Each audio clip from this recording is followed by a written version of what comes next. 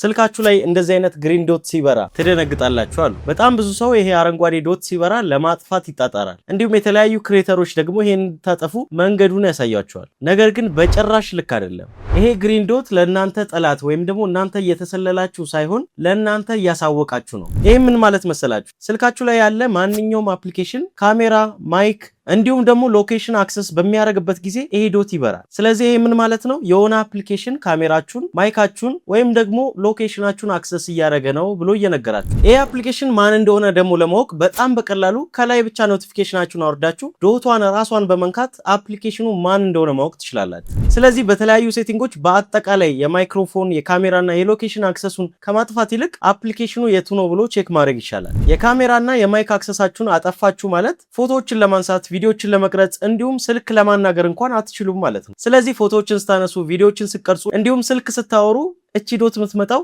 ለእናንተ የስልክ ወይ ደግሞ የካሜራ አፕሊኬሽናችሁ ማይክ ወይም ደግሞ የካሜራ አክሰስ እየተጠቀመ ነው እያላችሁ። ስለዚህ ማጥፋቱም መጨነቁም አስፈላጊ አይደለም። ይሄን አጠፋችሁ ማለት በራችሁ እንዳይንኮኳ በራችሁን ገንጥላችሁ ጣላችሁት ማለት ነው።